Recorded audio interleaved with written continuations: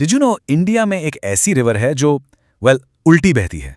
Seriously, जहां सारी नदियां एक तरफ जाती हैं, ये वेस्ट की तरफ जाती है, सबसे अलग।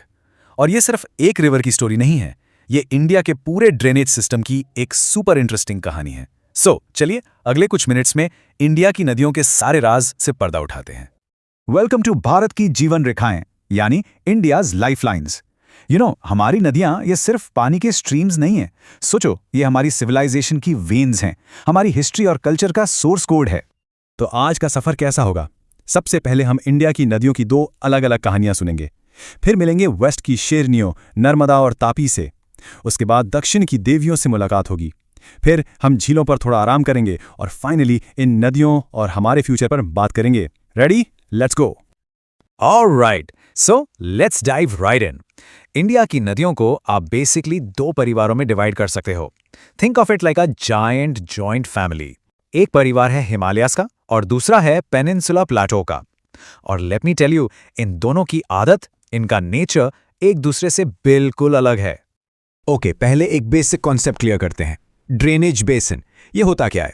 इमेजिन करो, एक मेन रिवर फैमिली का हेड है और उसकी सारी छोटी बड़ी ट्रिब्यूटरीज यानी सहायक नदियां उसके बच्चे और रिश्तेदार हैं।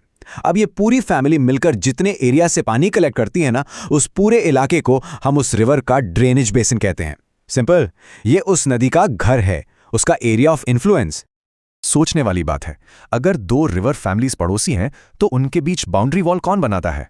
वो है वाटर डिवाइड। ये कोई भी ऊंची जमीन हो सकती है, एक पहाड़ या कोई भी हाई ग्राउंड। इसका सबसे परफेक्ट एग्जाम्पल पता है क्या है?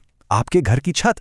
जब बारिश होती है तो पानी दो अलग दिशाओं में बहता है ना, बस छत का जो सबसे ऊंचा हिस्सा है वही एक वाटर डिवाइड है।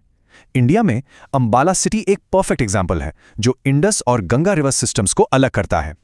अब आते हैं हमारी स्टोरी के दो मेन कैरेक्टर्स पर, हिमालयन रिवर्स और पेनिनसुलर रिवर्स। एक तरफ हैं हिमालयन नदियां, एकदम यंग, फुल ऑफ एनर्जी और हमेशा जोश में, और दूसरी तरफ हैं पेनिनसुलर नदियां, मैच्योर, शांत और वाइज। इनकी पर्सनालिटीज एकदम ऑपोजिट हैं, जैसे दो अलग जनरेशन के लोग। और ये टेबल इनके डिफरेंसेस को बिल्कुल क्लियर कर देता है। देखो, हिमालयन रिवर्स का सोर्स है ग्लेशियर्स, इसलिए इनमें सालों भर पानी रहता है। ये यंग हैं, पावरफुल हैं और लंबे लंबे रास्ते बनाती हैं। वहीं पेनिनसुलर रिवर्स बारिश पर डिपेंडेंट हैं, तो ये सीजनल हैं। ये काफी ओल्ड और मैच्योर हैं और इनके रास्ते भी छोटे और शांत होते हैं। Time for our first expedition. चलिए मिलते हैं उन बागी नदियों से जो सबके खिलाफ बहती हैं। जहां ज्यादातर बड़ी नदियां बे ऑफ बंगाल की तरफ जाती हैं, ये दो शेरनियां वेस्ट की तरफ अरेबियन सी में जाकर मिलती हैं। Real rebels. पहली है नर्मदा। ये मध्य प्रदेश की अमरकंटक हिल से निकलती है, पर इसका रास्ता कोई नॉर्मल रास्ता नहीं है। ये एक रिफ्ट वैली से बहती है। अब ये क्या होता है? इमेजिन करो, जमीन की टेक्टोनिक प्लेट्स के खिसकने से एक गहरी दरार बन गई और नर्मदा ने उसी दरार को अपना हाईवे बना लिया। How cool is that? Narmada का बेसिन काफी यूनिक है। इसकी ट्रिब्यूटरीज छोटी हैं और इससे लगभग 90 डिग्री यानी राइट एंगल्स पर मिलती हैं। अपने सफर में ये जबलपुर के पास खूबसूरत मार्बल रॉक्स बनाती है। और फिर आता है धुआंधार फॉल्स, जहां पानी इतनी तेजी से गिरता है कि धुएं जैसा लगता है। नर्मदा सिर्फ एक नदी नहीं, ये एक आर्टिस्ट है जो जमीन पर आर्ट बनाती है। और अब नर्मदा की ट्विन सिस्टर से मिलिए, ताप्ती। ये भी मध्य प्रदेश की सतपुरा रेंजेस से निकलती है और नर्मदा के ठीक नीचे उसके पैरेलल बहती है। ऐसा लगता है जैसे दो बहनें साथ साथ चल रही हों। और हाँ, ताप्ती भी नर्मदा की तरह ही एक रिफ्ट वैली से बहती है। हाँ, तापी नर्मदा से थोड़ी छोटी है, लेकिन इसका बेसिन 3 बड़े स्टेट्स मध्य प्रदेश, गुजरात और महाराष्ट्र को पानी देता है। ये दोनों बहनें, नर्मदा और तापी, इंडिया की उन गिने चुने लंबी नदियों में से हैं जो सबसे अलग वेस्ट की तरफ बहती हैं।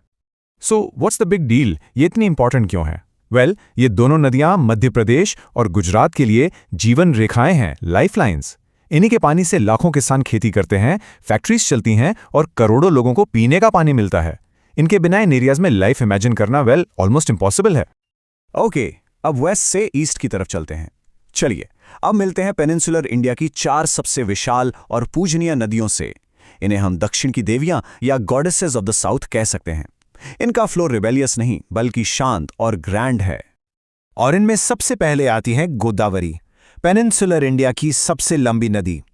ये इतनी विशाल है कि इसे दक्षिण गंगा यानी साउथ की गंगा भी कहा जाता है। ये महाराष्ट्र में नासिक के पास वेस्टर्न घाट से अपना सफर शुरू करती है। और इसकी लंबाई है लगभग 1500 kilometres. That's massive. Peninsular India की सबसे लंबी नदी होने की वजह से ही इसका दक्षिण गंगा नाम बिल्कुल परफेक्ट बैठता है। गोदावरी का ड्रेनेज बेसिन पेनिनसुला रिवर्स में सबसे बड़ा है। इनफैक्ट इसका लगभग 50% हिस्सा अकेले महाराष्ट्र में है, और इसके अलावा ये मध्य प्रदेश, ओडिशा और आंध्र प्रदेश को भी पानी देती है। पूर्णा, वार्धा और मंजरा जैसी बड़ी सहायक नदियां इसे और भी विशाल बना देती हैं। Truly the queen of the south. But wait, the story doesn't end with Godavari. इसके बाद आती हैं 3 और महान नदियां, महानदी, कृष्णा और कावेरी। ये सभी विशाल नदियां हैं जो सेंट्रल इंडिया और वेस्टर्न घाट से निकलकर ईस्ट की तरफ बहती हैं और बे ऑफ बंगाल में मिल जाती हैं। ये टेबल इन तीनों नदियों का एक क्विक स्नैपशॉट देता है। अब देखो, महानदी, कृष्णा और कावेरी तीनों अलग अलग जगहों से शुरू होकर कई स्टेट्स को लाइफ देती हैं। ये पेनिनसुलर इंडिया की रिवर डाइवर्सिटी को परफेक्टली शो करता है। So why does this all matter? Well, ये सारी ईस्ट फ्लोइंग रिवर्स समुद्र में मिलने से पहले बड़े बड़े फर्टाइल डेल्टाज बनाती हैं। ये डेल्टाज इतने उपजाऊ हैं, इतने फर्टाइल हैं कि इन्हें इंडिया के चावल का कटोरा यानी राइस बोल्स ऑफ इंडिया कहा जाता है। सीरियसली, यहाँ की मिट्टी देश की पॉपुलेशन के एक बहुत बड़े हिस्से का पेट पालती है। हर नदी का सफर आखिर समुद्र में मिलकर पूरा होता है, लेकिन इस सफर के बीच में कुछ ऐसे ठहराव के ठिकाने भी आते हैं जहां पानी शांत हो जाता है, रुक जाता है। चलिए अब इंडिया की झीलों यानी लेक्स की बात करते हैं। So a question for you. नदियां तो बहती रहती हैं, right? But where does water stop and rest? The answer is in lakes. आप झीलों को नदियों के सफर का पॉज बटन समझ सकते हो। और इंडिया में कई तरह की लेक्स हैं। एक तरफ है राजस्थान की सांभर लेक, जो एक सॉल्ट वाटर लेक है। इसके पानी से नमक बनाया जाता है। और दूसरी तरफ है जम्मू एंड कश्मीर की वुलर लेक, जो टेक्टोनिक एक्टिविटी से बनी है और इंडिया की सबसे बड़ी फ्रेश वाटर लेक है। बिल्कुल ऑपोजिट, राइट? तो झीलें बनती कैसे हैं? ओ इन सो मेनी वेज। कुछ ग्लेशियर्स के पिघलने से बनती हैं, कुछ नदियों के रास्ता बदलने से बन जाती हैं, जिन्हें ऑक्सबो लेक्स कहते हैं। कोस्टल एरियाज में समुद्र लगून्स बनाता है, जैसे चिलिका लेक। और हाँ, कुछ झीलें हम इंसान भी बनाते हैं, जैसे नदियों पर डैम बनाकर। For example, Guru Gobind Sagar lake. और एक बात याद रखिए, झीलें सिर्फ सुंदर नहीं होती, इनके बहुत इंपॉर्टेंट काम है। ये नदियों के फ्लो को कंट्रोल करती हैं, फ्लड्स को रोकती हैं, हाइडल पावर बनाती हैं और हमारे एनवायरनमेंट का बैलेंस बनाए रखती हैं। They are real multitaskers. Now, for the final leg of our journey. आइए सोचते हैं, इन नदियों से हमारा रिश्ता आखिर है कैसा? It's deep, it's essential और it's complicated. नदियां हमारी इकोनॉमी की बैकबोन हैं। Simple as that. ये एक ऐसा बेसिक नेचुरल रिसोर्स है जिनके बिना कोई भी ह्यूमन एक्टिविटी पॉसिबल नहीं। दुनिया की सारी पुरानी सिविलाइजेशंस नदियों के किनारे ही तो शुरू हुई थीं, और आज भी हम इनका यूज इरिगेशन, नेविगेशन और हाइड्रो पावर जनरेशन के लिए करते हैं। स्पेशली इंडिया जैसे देश में, जहां एग्रीकल्चर मेजॉरिटी लोगों का लाइवलीहुड है, नदियां अमृत से कम नहीं है।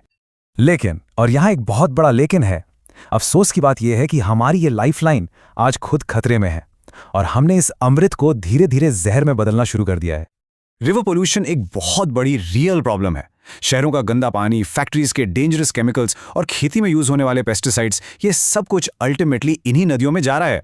और इस वजह से नदियों की जो खुद को साफ करने की नेचुरल कैपेसिटी है, वो खत्म हो रही है। और अब आपके लिए एक pause and think moment. Just for a minute सोचिए, आपके घर के पास जो नदी है उसका क्या हाल है? क्या वो साफ है? और अगर आपको एक आइडिया देना हो देश की नदियों को बचाने के लिए, तो वो क्या होगा? Go on, pause this explainer और अपना आइडिया नीचे कमेंट्स में जरूर शेयर कीजिए। I love to read them. But the good news is कि हम कोशिश कर रहे हैं। Solutions exist. Waste water treatment plants को बेटर बनाना, इंडस्ट्रीज के लिए स्ट्रिक्ट रूल्स लाना, पोल्यूशन रोकने के लिए रीसाइक्लिंग प्रमोट करना और सस्टेनेबल एग्रीकल्चर को बढ़ावा देना, ये सब बहुत जरूरी कदम है। सरकार ने नेशनल रिवर कंजर्वेशन प्लान जैसे एक्शन प्लान्स भी शुरू किए हैं। So hope is still there. ये कोट हमें याद दिलाता है कि इंसान और नदियों का रिश्ता सदियों पुराना है। हम हमेशा से इनके किनारे बसते आए हैं क्योंकि ये जिंदगी का सोर्स हैं, ये हमारी हेरिटेज हैं, हमारी धरोहर हैं। तो ये नदियां हमारा पास्ट है, हमारा प्रेजेंट है, लेकिन इनका फ्यूचर क्या होगा? इसका जवाब कहीं और नहीं, हम सब के अंदर से बहता है। द आंसर फ्लोज थ्रू अस। अगली बार जब आप किसी नदी को देखें तो इस पर जरूर सोचना,